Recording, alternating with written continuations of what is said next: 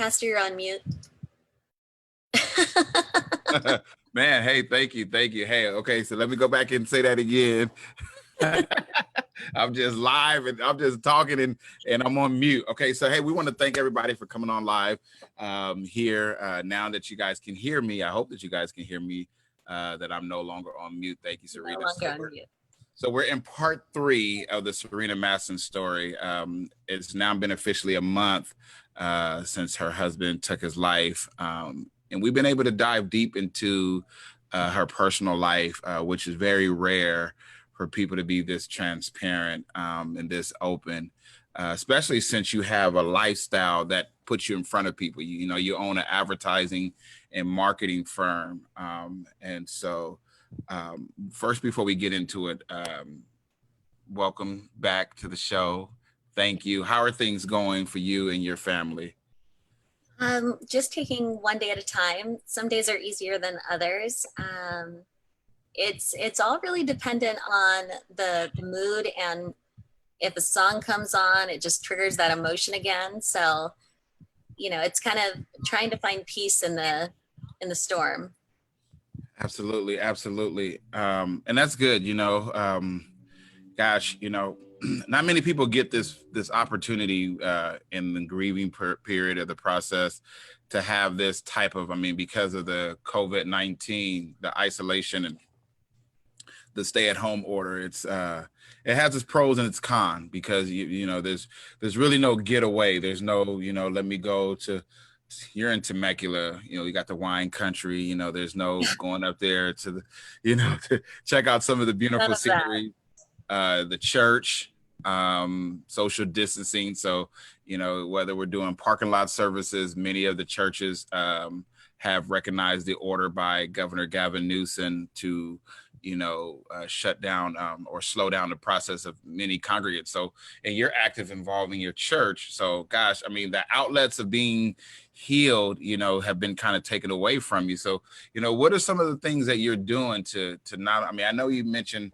last time, you know, your relationship with God and Christ and everything. We're still human, we're still flesh. What are some of the things that you're keeping yourself busy? And like you said, certain songs come on, certain moods. You know, what are some of the things that you're doing that can help somebody out that may be going through similar to some of the same things that you're dealing with? So I probably have a different answer than most people would. I don't avoid the healing process, and I don't avoid pain. I'm not a masochist, but but what happens is that when you experience those moments, I really sit in the moment and allow it to impact me in that moment, breathe through it. And then once that emotion passes, that's when I actually start to feel the healing, because a lot of people suppress their emotions and they don't want to deal with it. They not only suppress it, but they ignore the emotion, and it really actually elongates the healing process. Wow. So in those moments where a song comes on, I listen to the song and I cry while I'm listening to the song. And then when I regain my composure, I actually feel better than if I was to stay distracted. Right. So I would say the opposite of what most people want to do during their healing process is, I wouldn't stay distracted. I would stay within the emotion, write down your feelings that you went through in that moment, and feel it through until it's over. And that's good. That's good that you mentioned that, because a lot of times we don't want to face the now. You know, we want to do everything we can to avoid, you know, I remember Toni Braxton many years ago, Another Sad Love Song, you know, and even Adele, you know, her 19 album. And, you know, one of the things I loved about that album is how she, you know, she talked about experiencing the hurt and the fire that burned inside her bones, you know, all those different things. And so it's good that you're telling people, hey, you know, don't pretend like these feelings don't hurt. And, you know, it goes back to that quote that you use, you know, you can't heal if you hide. Yeah. Right. You can't heal if you hide. I think that that's so awesome. I actually yesterday found myself not using that quote in its the way in which you share it. But I was talking about in Joshua where Achan had hidden things that caused destruction on the children of Israel. And I had said in one of my quotes, as long as it stay hidden, there's no victory. And, Yes. it reminded me of that quote that you use. And that's good. You got to come out of hiding. Lisa says, listening in and praying for you through the grieving process. Absolutely. I just want to give a shout out, man. One of those other healing warriors out there, Lisa. I'm definitely going to have to get you to come on and share your story because, it's amazing full circle how things come back. But she's definitely listening and watching. Yeah.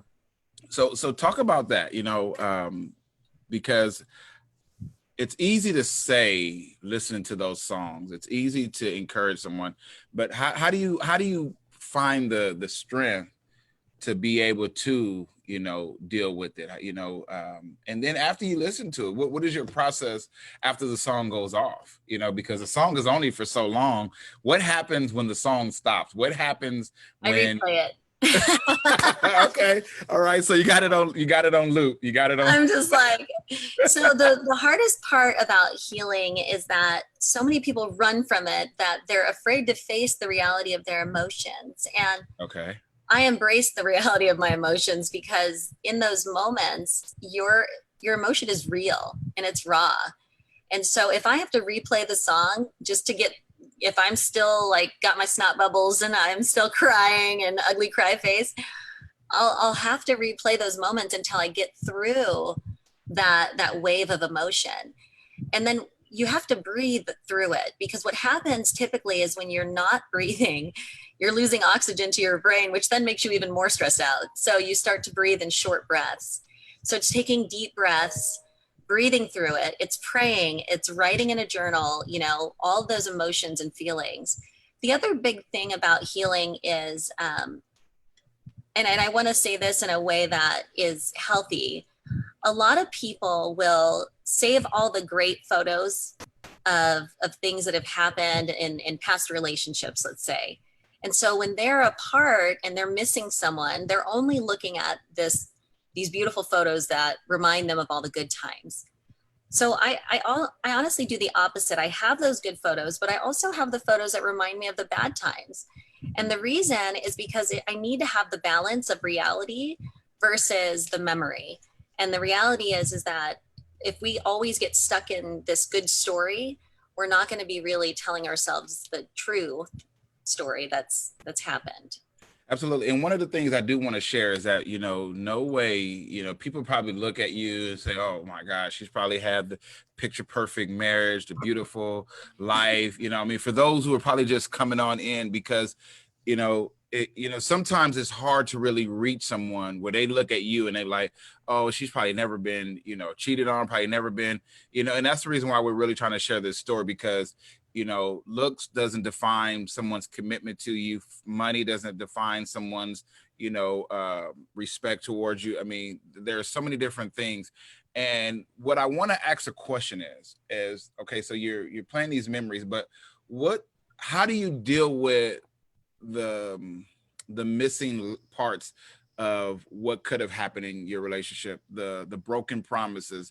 How do you heal from the lies? How do you heal? I mean, you don't have anyone. I mean, he's no longer there to get the answers. And even after his death, I'm pretty sure there are more, questions because of the things that you're probably discovering, like, hidden life, and, death really reveals so much. How do you still, process that and still find the strength? And what are your strategies to healing, even though there's no answers? Because there's people, and before you go into this answer, there's people that may have their spouse, right, and may still have that relationship, but don't have the wisdom or the strength to be able to hey, why did he cheat? Why did he do this? Why did how do you still move on? Because you're never going to get those answers. There's some people that can get them. So this is the process where I like to say, hey, you may not ever get the answers you're looking for, and you're in that boat. There is no way you could ever get the answers unless he like hidden some secret letters. I don't know if you ever seen the movie P.S. I Love You, where Yeah. he just wrote a bunch of letters. But how do you handle that, and what do you say to someone that's looking for answers? So there's a few things that I would say. One of the things I would say is don't look for things if you don't want to find the answer. A lot of times when you start to uncover things, we create stories in our mind of exaggerating the truth or what we find, and we make bigger scenarios out of stories that really we don't know all the details to. So definitely the first part of that is don't look for something if you're not ready to find it. Because the truth is that truth hurts, but lies hurt more. And so just be aware of that. But sometimes it's easier to, if you already know that your spouse has been unfaithful, don't torture yourself by going back through every text message or every photo. You can have those things in a folder, but don't continue to torture yourself looking through those. That's not what I mean by sitting in pain. I mean, sitting in pain is more of embracing your own emotion, but not embracing stories in your mind about what happened. The other part of it is I am very unique in the fact that to a fault, that I assume positive intent. So if I don't have the answers to some of the scenarios that have happened, I don't create a story in my mind about what I believe the answer is. I accept it for what it is, and I assume that there is good intention, or that the intention around it is unknown to me. That's good. That's good. Sorry, I'm reading comments on here from people that's responding, because I have different windows open to different comments, and so I have an interesting question for you, because if you're able to deal with, like you said, when you said, if you don't want to know the answer, don't ask the question, right? Yeah. I'll go searching for it. Right. So here's my question to that. How do you know what answer you don't want to hear? Well, a lot of times when there's a spouse that's unfaithful, the trust is so broken that you automatically default to believing that every single thing they do is untrustworthy. So in the relationship, when you draw boundaries and you forgive your spouse for what had happened, you can't keep bringing up that old story. And continuing to search for new evidence is not going to help you heal. Right. To help you heal is focusing on what the pain is that you experienced, and forgiveness of not only your spouse, but forgiveness of yourself. It took a long time for me to learn that a lot of my hurt and my anger throughout my entire life, not just in my marriage, had nothing to do with forgiveness of others. It was because I blamed myself for different scenarios in my life. And so that's why I say you don't want to search for additional ammunition.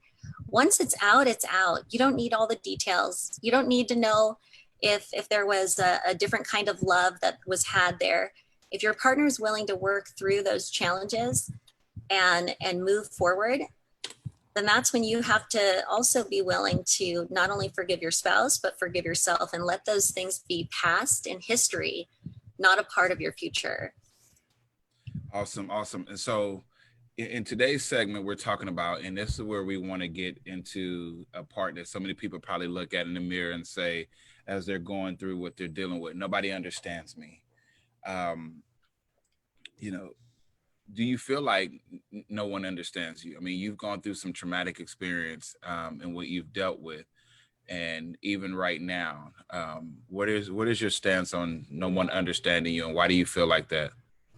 It's not how I feel currently, but it's how I felt growing up. So Okay.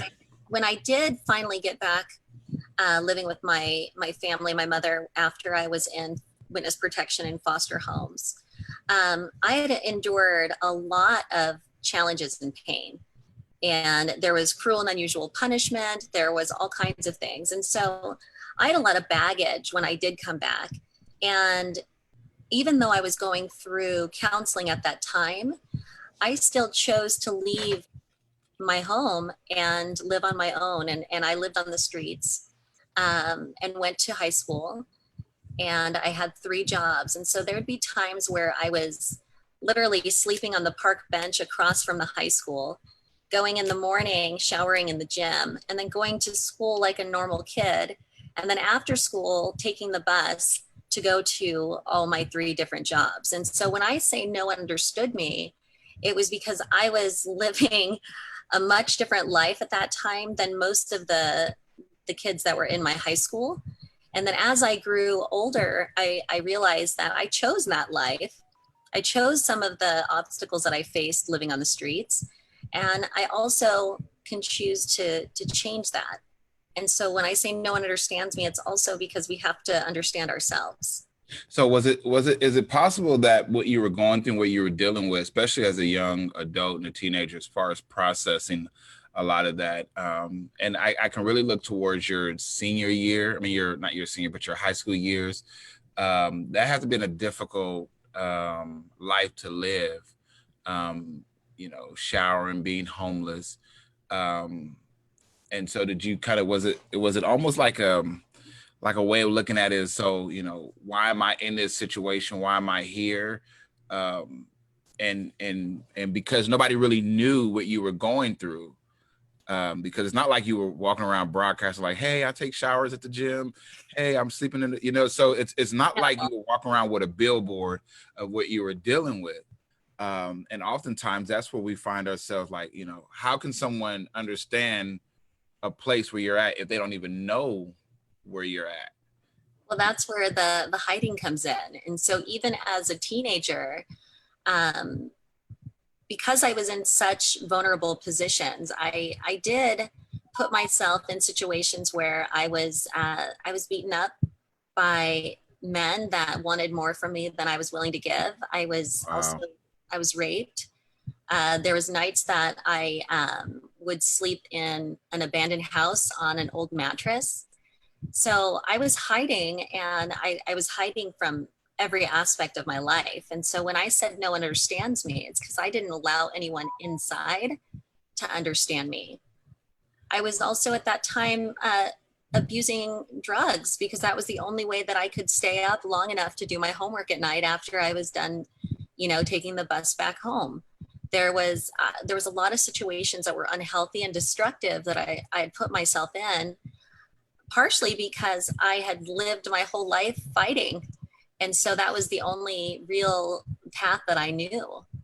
So, And now I'm looking back, and because I've learned from all those paths, I'm trying to be a voice for those who may be going through similar circumstances.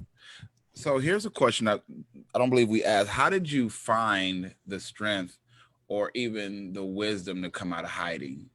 And what were the circumstances? What was that moment? I kind of reference Oprah when she said that aha moment. What was that aha moment to be able to find that wisdom to come out of hiding? I don't think it was a specific moment. It was a lot of little moments. There was so many little moments that people believed in me and people encouraged me that I didn't want to let them down. I didn't want to become a statistic. And so all those little moments and the people that really went out on a limb to protect me in different ways. And even my mom, I put her through so much hell because she just worked so hard to get us back. And then I left and I wouldn't come back. And so my mom was so patient with me through that process, allowing me to grow, that I wanted to prove to everyone that I was not going to fail. And so those little moments of people, believing in me were really what helped me continue forward. Wow, that's interesting. That's the part that I love about the story, is finding that strength and finding that place. Um, now I want to help people learn how to build that strength. It took you through a lot. It's not like you just didn't go through a few things. You went through a lot of traumatic experiences, and so my goal is to help individuals dig deep and to find that strength that you found in the same place. to be able to now move forward. And I think that's the biggest part that people are dealing with. Individuals go on, are looking to, I mean, self-help books, they're great. Rarely do people who write them have gone through what you're trying to tell someone how to get help with. So it's kind of difficult to get self-help. I don't know if you ever seen that movie called, it's an old movie with Tony Danza and Melissa Milano. And I think it's called She's Out of Control. And he's a single dad raising his teenage daughter. And he calls this psychiatrist on the radio. I remember. Yeah, he's like getting all this advice about how to be this amazing dad. And the more advice the radio guy gives him, the worse his relationship gets. And so he finds out at the end that, the radio guy doesn't have a daughter. But you've gone through this. You've been in the storm. You've been in the rut. You've been in the hurt. You've been in the field. And there are many people right now that are saying, okay, it sounds easy, but was it easy for you to come out of hiding? No, I actually, even the times in my life where I was raped, I never told anyone. I never asked for help. There was many times where even in places where I thought I was safe, I was unsafe. And so you carry a lot of shame and guilt, and you blame yourself for being and putting yourself in those positions. And that's where the self-forgiveness really does come in. For the parents that are experiencing this, it is patience and understanding and grace. You have to really give your children grace when they're going through these things, because they're changing emotionally. They're especially young girls. They're changing from a girl into a woman. And during that process, they're exploring their independence and their bodies. And through that, if you're constantly really, hitting hard with them and you don't have grace, they're going to rebel even more. Whereas if you could create an experience for them, and this is very important to me and how I work through this, is every experience creates a belief. Every belief drives an action, and every action delivers a result, whether it's good or bad. If you're always creating bad experiences for everyone, wow, then the belief is always going to be, I can't talk to them because it's a bad experience. And the action from that is going to be a more distant relationship. And the result is that you're going to lose that connection with that person. wow. If you work on creating better experiences for the person that you feel is lost, then they're going to start to feel more comfortable coming to you, and that belief is going to change. And then once the belief changes where they feel like they can come to you with some of the scary things that are happening and they're facing, the action is going to be that you're going to create a closer relationship with them. And then the result is going to be that long term, there's going to be a closer bond for future conversations. Absolutely. I have a guest here. She, a viewer that's in one. I agree, but sometimes God has a plan for your healing because you are about to be used for his glory within his plan. And then a question was by Lisa Machowski. She says, I have a question. What would be the first step to coming out of hiding? I want to say something about that quote. And I'm gonna tell you right now, 2020 with all what's going on, this is probably one of the most powerful quotes I've ever heard. You don't heal. Please say the quote again.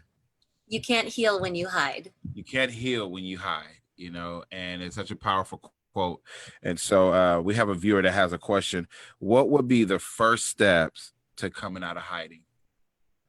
It's courage. You cannot come out of hiding if you're afraid. I'm afraid to be on this show. I'm afraid to interview. I have to have the courage to face my fear and not allow it to drive my actions. And so courage is your first step. Being vulnerable is your second step, because it takes courage to be vulnerable. Putting shame in a box and putting it away from you, because shame is something that we do to ourselves, and we're afraid of what everyone's going to think or say about us. I'm afraid of everything that people are thinking and saying right now.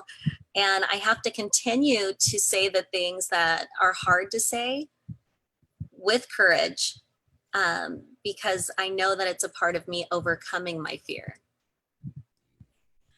And that's such a great question. So I hope that what you heard, because the fear of what other people might think of you could drive you to never being healed, and that's the biggest problem.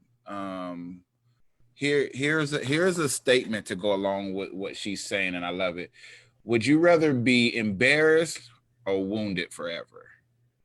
And There's all day long. yeah, because I mean, an open wound, is more detriment than being embarrassed. You could die from an open wound. There's so many, infections and diseases, just naturally, and just, a wound that's not healed, can never be, have its full functions.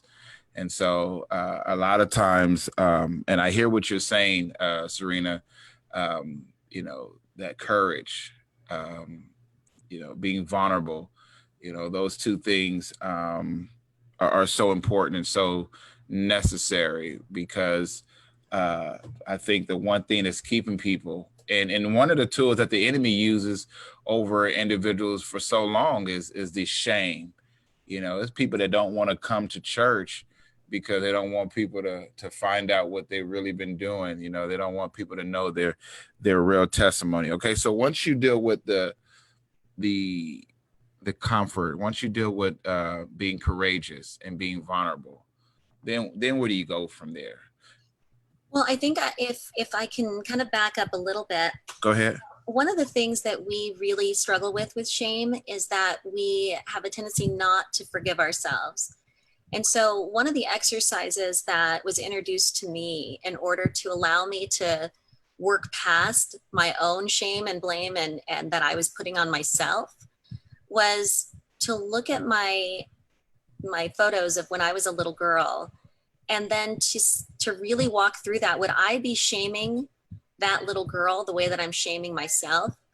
All the negative voices in my mind, would I be saying those out loud to a teenage girl or to a 5-year-old girl? And a lot of times we're so brutal with ourselves because no one else is listening. But that voice within us is actually on 24 hours a day. And so we have to record over that voice.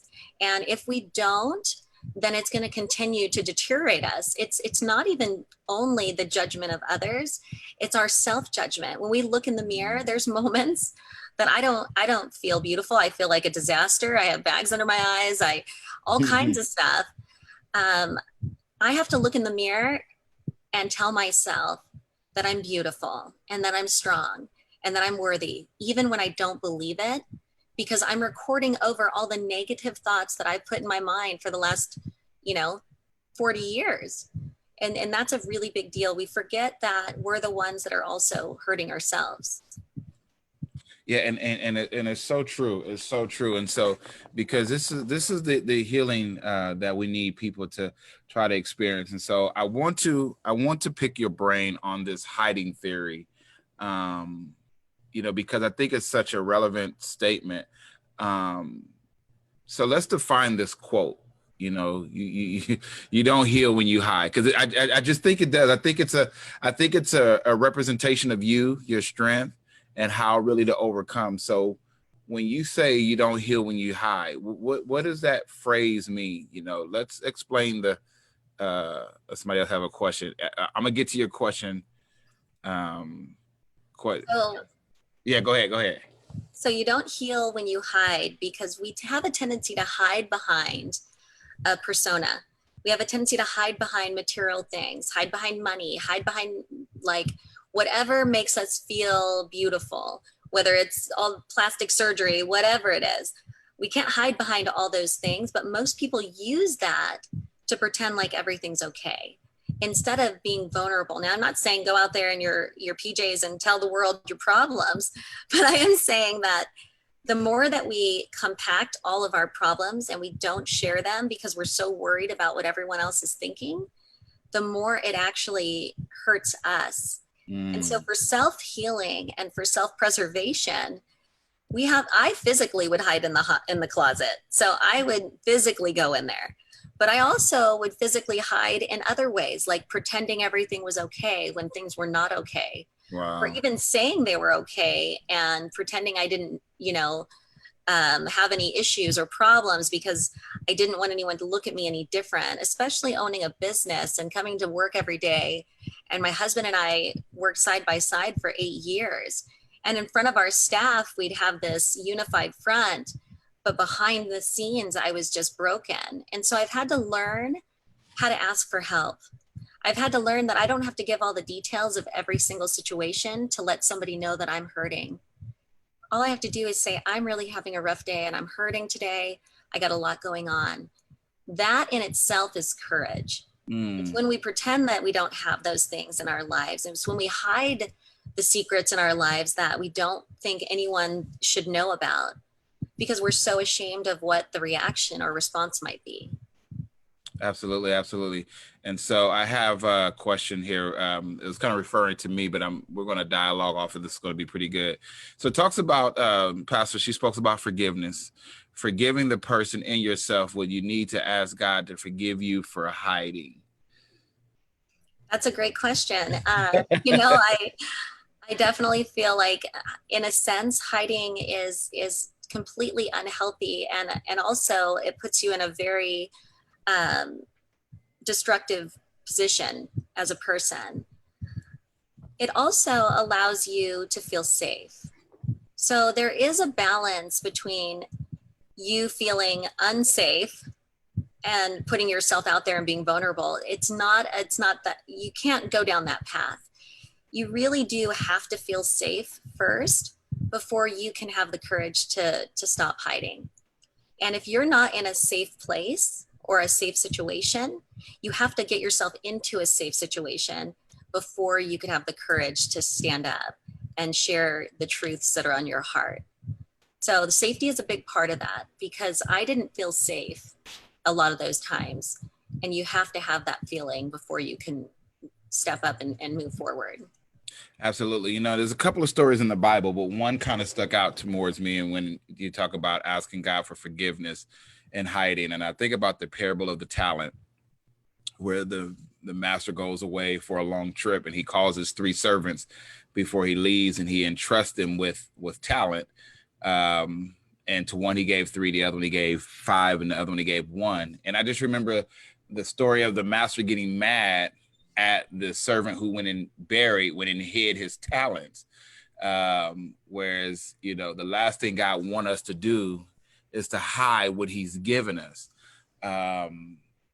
Because how can you, and this is why the message of coming out of hiding is so important, because how can you be fruitful in the body of Christ, or how can you be, how can you bless someone and encourage someone when you're hidden, the best thing that God has put in you, you take it and you go hide.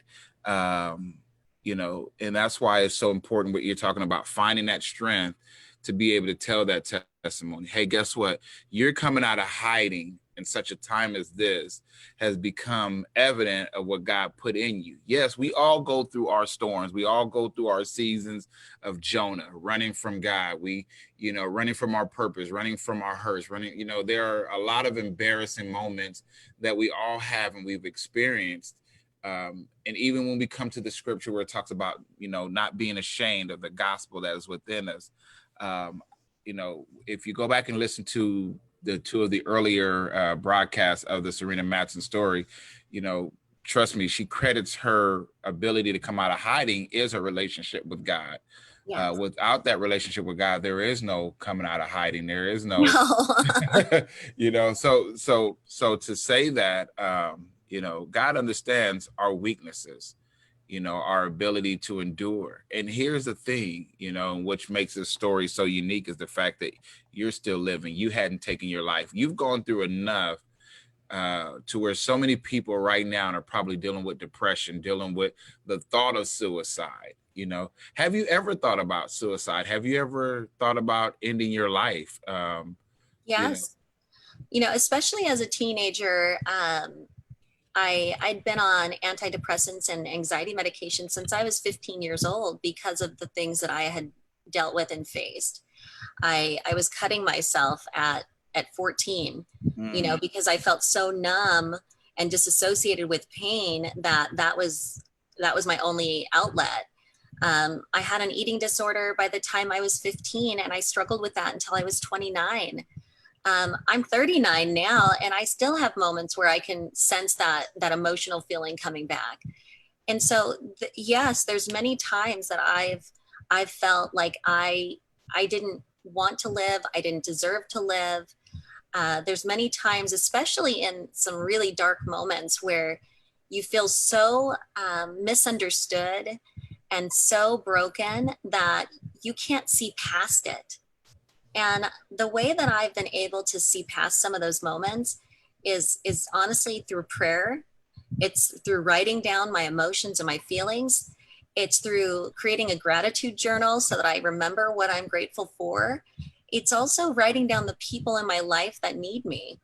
Mm. Because a lot of times when we're in that moment of darkness, we're so blind to the truth about reality because we're in our own emotion that we forget how many lives we impact every day, even though we don't feel like we have the impact in that moment. Wow. And that's so important. And I hope you guys are hearing and understanding this, because, even this, these last two chapters of your life, and we're talking about, I've gone back and watched it, me and, I've had so much of a revelation by listening to that quote and coming out of hiding and really, really, searching some of the deep hidden things. Those are some of the things that I've really been focused on, because, one of the things I really want to get better at is pastoring and ministering to people. But there's some things, even myself, I've hidden behind the pulpit. I've hidden behind the collar, behind the work, behind the titles, behind the position. And, and it's easily, for people to hide in that comfort place. I'm pretty sure that closet was a comfort for you. I'm pretty sure Always. many No days one could see me in there. I was hiding behind the clothes and sitting on the floor and not having to worry about the outer judgment of the world. And to really put in perspective, social media in general, you see so many people's lives and you start to compare their lives to yours. And so then you start to go through that negative tapes in your mind again of I'm not good enough, I'm not worthy enough, I'm not skinny enough, whatever those things are. And so we hide because it feels safe. However, coming out of that hiding actually will help us to be stronger and more resilient long term. It's just that initial courage is what always holds us back, because it's so much more comfortable and safe when we're not exposed, when we're not sharing, the deep, dark secrets. There's things that I've said in the last few interviews that I didn't really want anyone to know. right. And I have to be okay with not being okay. Right. And that's the only way that I'm going to get enough courage to stop hiding everything, because that's exactly what we do. We hide every aspect of our lives that we're ashamed of. And so the question is, and so I know what you're hiding behind. You're hiding behind the closet. You were hiding behind the clothes. You were hiding behind the money. You were hiding Physically, behind, yeah. You were hiding behind, there's a lot of different messages behind the hiding, I even when it comes down to makeup, there's a lot of things that we hide behind. My question is, right? Two questions. What are you hiding from? And when you came out of hiding, what was the reality of the effectiveness of the hide? So, right, the best story that I could explain is before I left my husband, I was talking to my counselor that night, and he said, "What are you so afraid of?" I said, I think it's time for me to leave. And he said, "What does that mean?" I said, I think I need to file for divorce. It's like, "So what's stopping you?" I had every answer in the world. I was like, "Well, my kids. My kids are going to be broken apart and torn apart because of this."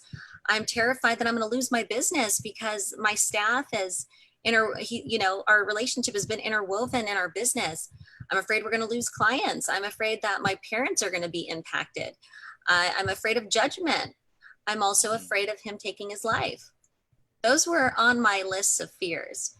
And in Wow. that moment, we had to walk through every fear that I had, because fear is all within us and we over exaggerate our fears. And the truth about all of those different fears that I had is only one actually happened.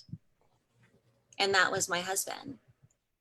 All the other fears that I had that were holding me back from actually coming forward and sharing my story, they were all resolved. My kids are resilient. My parents were fine. My business is stabilized and we're thriving. The fear of judgment, I've gotten nothing but compassion and love and grace. The one fear that I feared out of all of those that did actually come to pass was the passing of my husband. And so there's a part of you that has to accept that it's not always going to be easy and it's not always going to turn out the way that you want. But sometimes we make our fears larger than they are. And that's an amazing statement. I've always said that,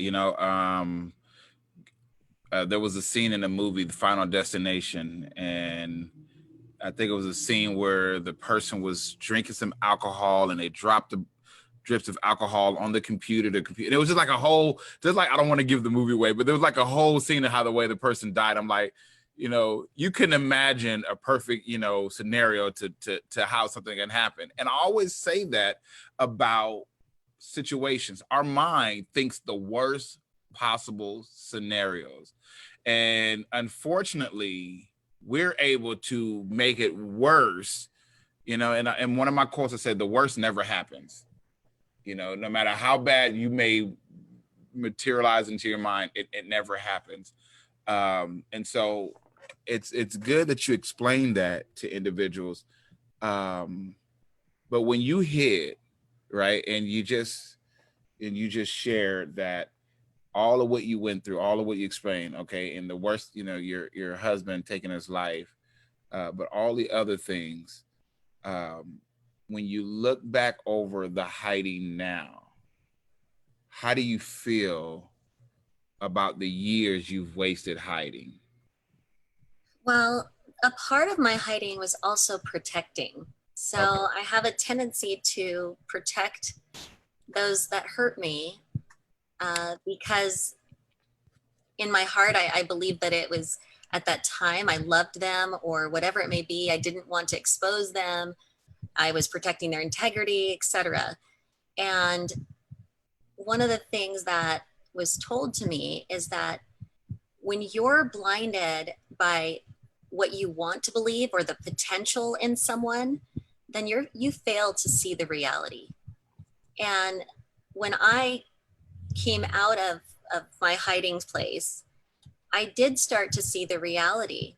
In fact, the reality was horrible. I didn't want to see those things, but it gave me a sense of freedom, because then I was no longer pretending that everything was okay.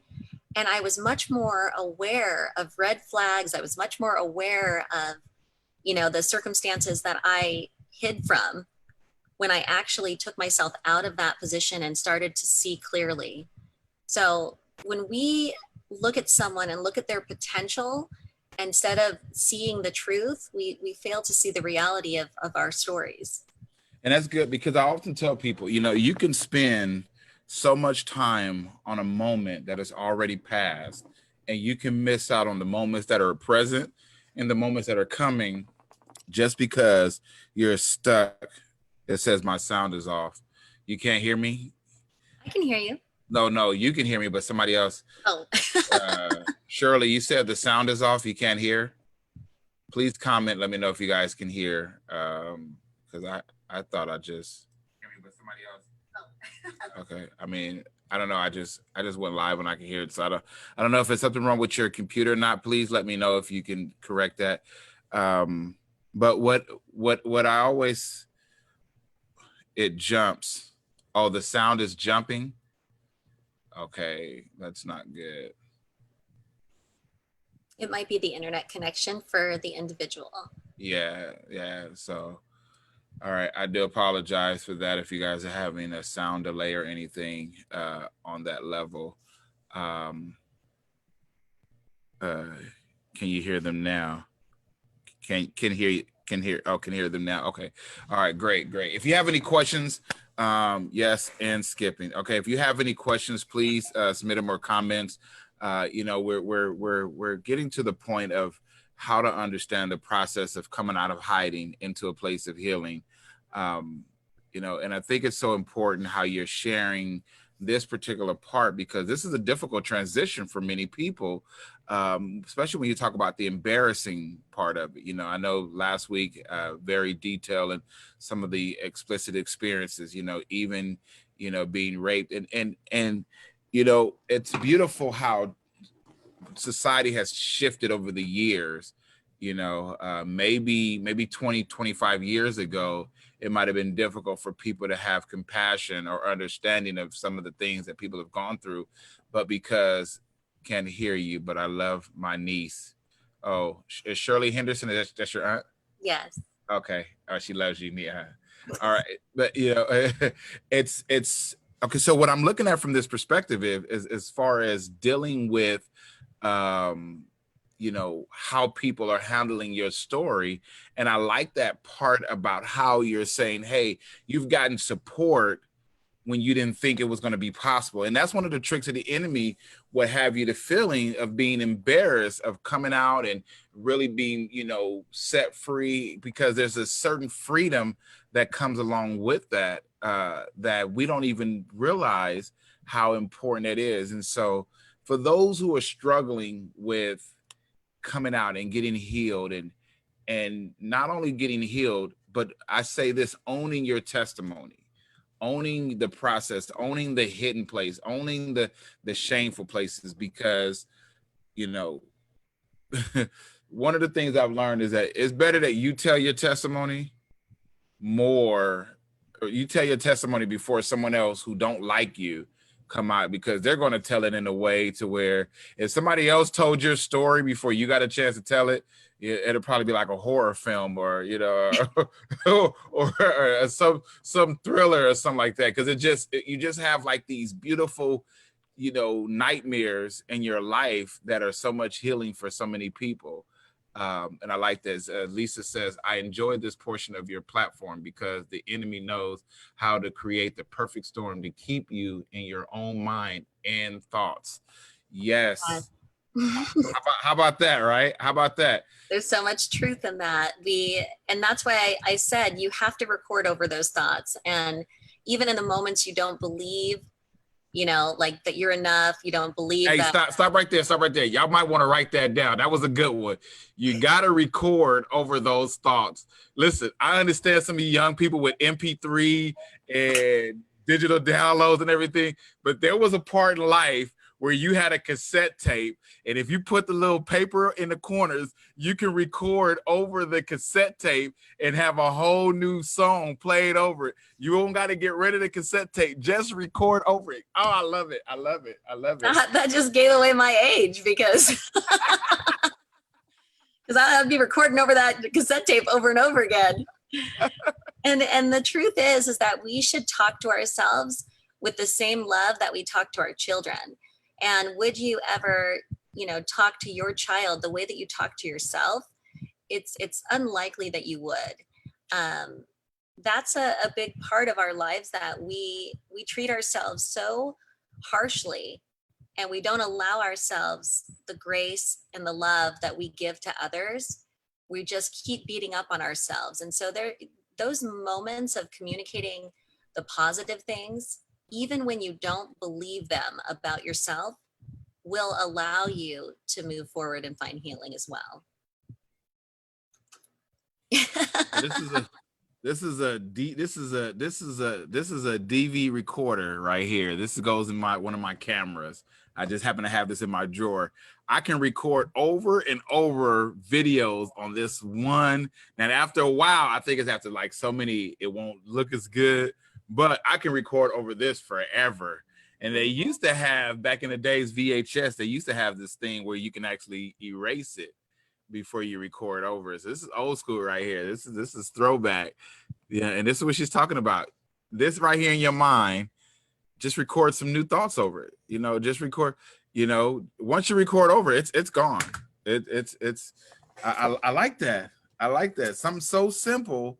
Come out of hiding, deal with it, you know, face it, head on, you know, don't try to hide from it, you know, deal with it, you know, the snot bubbles, the uglies, the songs over and over again, put the movies on, you know, whatever the situation is, write a letter, write, you know, she said some beautiful things to dealing with some hurts that have been just lying dormant for so long. And so many of us right now can't even love right because you healed wrong, or you didn't heal at all, you know, or you can't move forward. I mean, and it's just not love in a relationship. It's you can't love your children correctly if you don't provide the love to yourself and get through some of that healing process.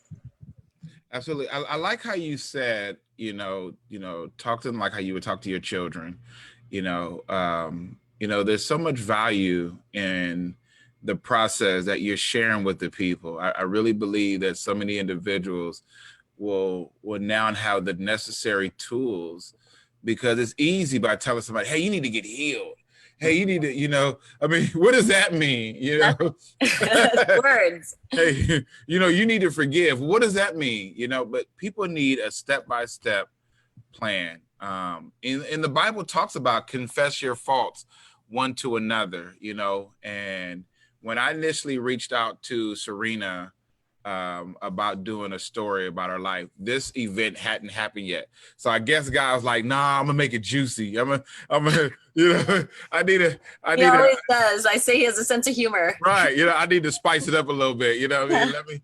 Let me add some real tragic moment, and now go live with that, you know. And if we approach everything how the way you're dealing with this situation, people will be able to overcome and come through and make it out of so many of their situations that maybe have been there for years, you know. Yeah, maybe have been there for years.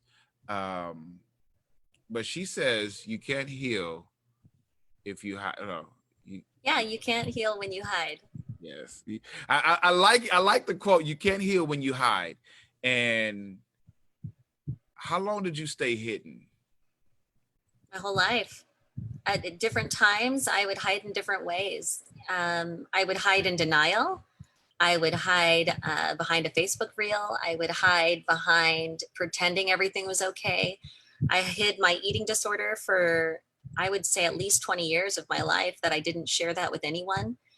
I would hide, you know, even in my interactions with people I cared about, because I was so worried about what they would say and feel or judge me, or I wasn't making the progress that I really wanted.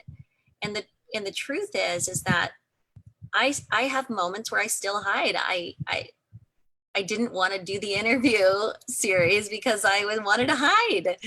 I didn't want to share about certain moments in my life because I was embarrassed. That's another form of hiding. And I had to step back and remind myself that if I'm hiding all of these things, so is everyone else. And if I have the courage to speak up about the things that I'm hiding, maybe that could bring healing to someone else. And it gave me a sense of purpose. And so in my fear, I'm held back and I hide. But in courage, I step out and I'm vulnerable and I'm honest in my hopes that it'll change someone or heal someone. So here's the question that I want you to help some people with, right? You come out, you share the story, you talk about your life, right? What do you say to people that says, hey, that gives people an opinion of you, that gives people a thought about you, and when you walk into the room, they know your story, they know your life, they know your history, they know your experiences. You know, how do you deal with the looks? How do you help people handle what people think about you now that you've exposed some of the more intimate, some of the more embarrassing parts of your life? I think a big part of it is surrounding yourself with people who genuinely love and care about you. And your small circle of Mm, those who really uplift you and encourage you, that's the only approval or support you really need. And all of the layers of people that are judging, the layers of people that are looking at you and have their own mindset of your sharing, that's valuable for you to get feedback, but it doesn't necessarily mean it's true. And the close circle of our friends are typically the ones that are the most honest with us. And those are the people you need to surround yourself with that can lift you up when you're starting to hear the feedback of those outside of that circle. Because otherwise, you'll just go in a downward spiral, just going crazy with what everyone else is thinking and saying. And I have to block out if I don't respect a person enough to ask them for feedback and then I use that and apply it to my life, if I don't even know them enough to apply it to my life, then why am I allowing it to destroy me or to take me down? So you have to put perspective on it. A lot of people get worried about what everyone's saying, but if those people aren't even in your close circle, then why are you so worried about the story that they're telling? It's honestly just making your own mind go in circles. absolutely. And so I want to give you the final thoughts. God, like I said, that hour just shoots by. But I'm going to say something here, and then I want you to have the final thoughts, because I can tell from the first time when I asked you to come on and how hesitant you were and you wasn't ready. And, but now you have this ownership. When I sent you the message this morning, I said, hey, you ready for the day? Yes, as ready as I'm gonna ever be. And I could just tell that, where you were from the first chapter to now we're in the third chapter, how much you have owned up to now walking in who you are and being comfortable with what you've done, and know that what you've done don't define what you're going to do and who you are. And so I want to know, how has coming out helped you in that area of confidence? What has it done for your self-esteem? What has it done for, your hiding quote that you're building this marathon with? Because that's what I feel like, this champion quote that you have. I think it reminded me of TD Jakes when he came out with the woman thou art loose.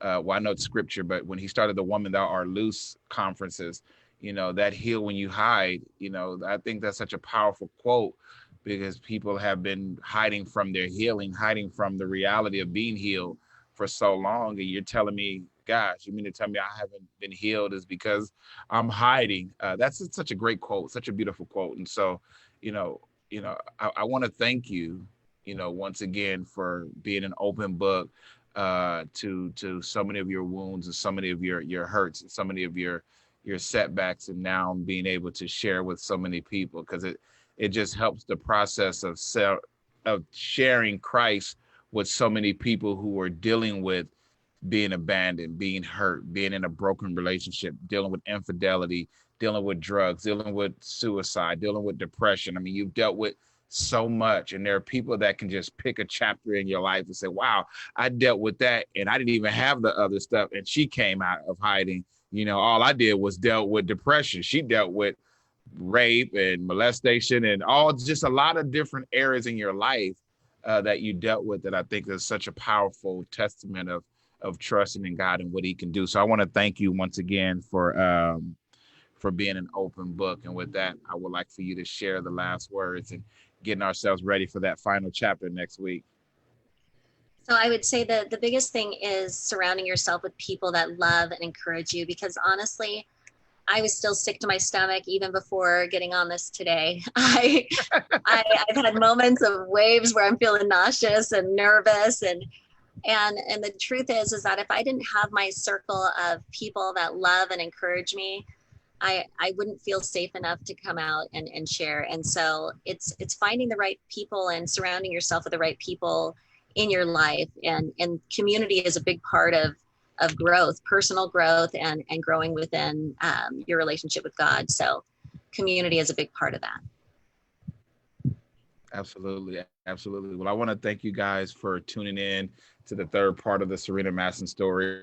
Hey, follow them, go back. I'm going to end up putting them all three together, or actually all four together, and make a nice little mini documentary series on it, because this is such a powerful story that I want to share and get out there. So I want to thank you once again. Hey, share this. Let's get this word out. Thank you guys for participating. Thank you once again, Serena. This has been a blessing.